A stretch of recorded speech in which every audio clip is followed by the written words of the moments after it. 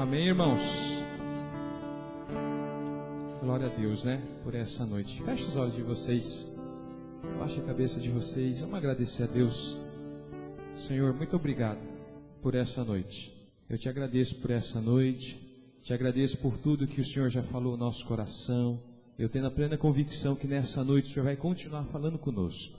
Porque nós nos dispomos a estar aqui, sair de nossas casas e poder hoje, nessa noite aqui, vir aqui ouvir uma direção Tua para a nossa vida. E eu tenho a plena convicção de que Teu Espírito Santo vai trazer essa direção. Eu te agradeço nessa noite, no nome de Jesus. Amém. Amém, irmãos? Glória a Deus por essa noite, glória a Deus porque você está aqui hoje. E hoje nós vamos falar de um tema, de um assunto que você não pode viver sem isso na sua vida. Você sabe que você pode até acabar perdendo coisas na sua vida. Mas existe uma coisa que você não pode perder na sua vida: a fé. Amém? Você não pode perder a sua fé. Você pode perder tudo, coisas podem vir sobre a sua vida, situações adversas, você pode viver. E eu quero até dizer para você que talvez você chegou aqui essa noite vivendo uma situação adversa.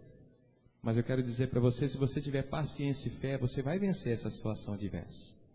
Amém? Se você realmente tiver fé de verdade, se você realmente acreditar de verdade, eu quero dizer para você que nessa noite você vai sair daqui diferente de como você entrou.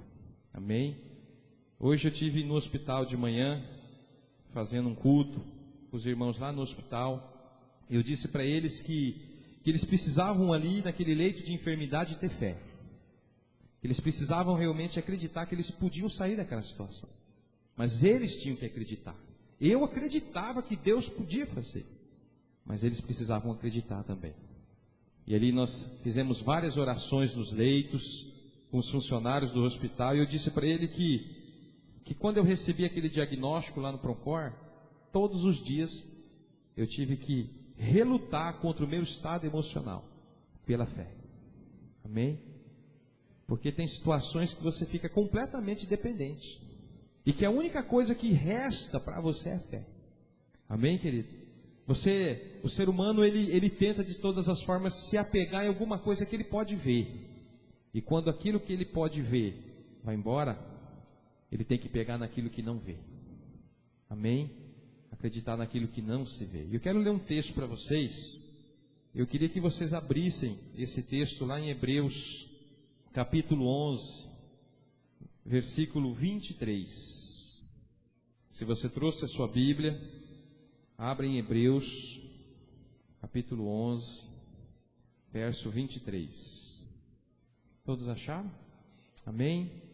Então vamos ler, diz assim: pela fé, Moisés, apenas nascido, foi ocultado por seus pais durante 3 meses, porque viram que a criança era formosa. Também não ficaram amedrontados pelo decreto do rei. Pela fé, Moisés, quando já homem feito, recusou ser chamado filho da filha de Faraó, preferindo ser maltratado junto com o povo de Deus, a usufruir prazeres transitórios do pecado.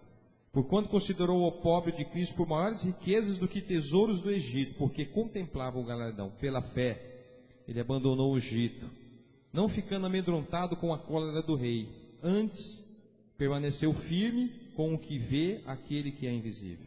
Pela fé celebrou a Páscoa e o derramamento do sangue, para que o exterminador não tocasse nos primogênitos dos israelitas. Pela fé atravessaram o mar vermelho como por terra seca, tentando os egípcios, e foram tragados de todos. Amém? Pela fé. Você sabe que o apóstolo Paulo, quando foi preso, quando ele esteve encarcerado, aquela sala fria, aquelas barras de ferro não foram suficientes para sufocar sua fé. Amém? Apóstolo Paulo, ele ia em cidade em cidade, e quando ele pregava o evangelho, depois que ele pregava o evangelho, em algumas cidades ele era preso por pregar o evangelho. Não é isso que acontecia com ele? E jogavam ele, depois de ele apanhar bastante, numa cela fria, só com correntes nos seus pés e mãos. Mas ali, apóstolo Paulo, nunca desistiu de crer naquilo que um dia ele tinha pré-determinado no coração dele. E de uma cela, ele escreveu muitas cartas. Cartas que chegaram até nossos dias de hoje. São as cartas de Paulo. Eu quero dizer para você que nessa noite, pela fé, Daniel, por receber um decreto do rei, oposição. Ele tinha oposição, por quê? Porque queriam que ele se prostrasse diante do decreto do rei, ele não aceitou. E ali ele sofreu oposição. E qual foi a sua oposição? Ele foi jogado na cova. Mas lá na cova dos leões, ele não desesperou. Ele acreditou que o Deus que ele servia ia vencer aqueles leões. Aquela oposição da sua vida. Pela fé, 3 jovens, por também não aceitar um decreto de um rei, foram jogados em uma fornalha. Não é isso? E lá, pela fé, aquela fornalha não foi suficiente para estagnar a sua fé. Eu quero dizer para você que talvez você chegou aqui hoje na seguinte condição: de uma situação difícil, de uma oposição na sua vida, talvez seja financeira, talvez seja na área do seu casamento, talvez é familiar, talvez é enfermidade. E aquilo realmente são oposições que todos os dias tentam sufocar você, desanimar, no sentido de você não acreditar mais que você pode vencer aquela situação. Aquela situação todos os dias tenta sufocar você, tenta oprimir sua visão, e faz com que você ande de cabeça baixa, faz com que você ande triste, faz com que você ande sem esperança, porque aquela situação está te vencendo, aquela situação está te oprimindo ao ponto de você aceitar aquela situação e de recuar e de desistir. Amém? Mas você não pode aceitar essa situação. Você precisa crer que você hoje, pela fé, vai dar a volta por cima dessa situação. Você precisa acreditar que as coisas amanhã vão mudar para você. Você precisa ter fé ao ponto de quando você for fazer a sua oração, Henrique, faz um solo para a gente aqui. Quando você for fazer a sua oração, hoje, aqui nessa noite, você vai começar a ver aquilo que não existe na sua vida. E vai começar a viver aquilo. Você precisa crer que as coisas vão mudar. Quero contar um testemunho para vocês. Quinta-feira, eu fui em Campo Grande com um amigo, levar ele no médico. Preste atenção nisso. E na volta de Campo Grande, junto com esse amigo, veio a sobrinha dele. E ali ela veio conversando, ela faz faculdade, e ali ela disse assim: pastor, eu sou filho do fulano. Puxa, eu não sabia. Eu sou irmão do ciclano. Puxa, eu não sabia também. E ali nós começamos a conversar de questões da vida. E aí ela disse assim: puxa, eu queria tanto que o meu irmão fosse na igreja. Meu irmão precisa tanto receber uma direção, precisa tanto receber uma palavra. E eu disse assim: você acredita? Ela falou: olha, pastor, sinceramente, eu não acredito que ele vá na igreja, não. Eu disse para ela: olha, em nome de Jesus, eu quero dizer para você que eu acredito que o teu irmão vai estar lá na igreja. Nós íamos no carro falando e eu vim lançando essas palavras, dizendo: eu acredito. E às 11 da manhã eu cheguei, esse meu amigo me deixou em casa, eu fui só para acompanhar ele no médico. E lá em casa, quando eu vim para a igreja, eu orei por esse menino, pastor. Eu disse: eu creio. Isso foi quinta-feira. Nós fomos fazer o culto lá na comunidade do Pioneiro. Chegamos lá na comunidade do Pioneiro, o Henrique limpou a igreja, arrumamos os louvores. Quando nós fomos começar o culto, sabe quem que entrou? O menino, lá no Pioneiro, no meio do mato. Amém, irmãos? Amém? As palavras têm poder. Aquele menino estava numa fazenda perto do Pioneiro, e um outro menino que vai na igreja do Pioneiro convidou ele para ir. Isso não é coincidência, porque ele foi naquele dia para aquela fazenda. Jesus se vence. E naquela noite esse menino entrou, e eu fiquei emocionado de ver esse menino. E no meio do culto, eu disse para ele assim: Deus mandou dizer para você que hoje, numa viagem, Deus estabeleceu um propósito e falou do teu nome. E Ele mandou dizer que Ele vai cumprir o propósito na sua vida. E começa hoje o propósito de Deus na sua vida. Esse menino recebeu Jesus ali. Domingo ele estava aqui, na primeira fila. E aí eu liguei para essa moça e disse: creia, porque muita coisa na sua vida vai mudar quando você começar a acreditar. Amém, querido? Você precisa hoje, nessa noite, fazer o quê? Olhar para essa situação que você está vivendo e dizer assim: olha, eu creio que essa situação, em nome de Jesus, vai mudar. Eu quero orar hoje e dizer que, em nome de Jesus, o meu casamento vai ser um casamento feliz, vai ser um casamento abençoado. Eu acredito nisso, que eu vou viver o melhor de Deus na minha casa. Eu não aceito essa situação, eu não aceito esse espírito de conquista que está tentando entrar dentro da minha casa. Eu creio, eu vejo, eu acredito e eu lanço essa palavra sobre o meu casamento.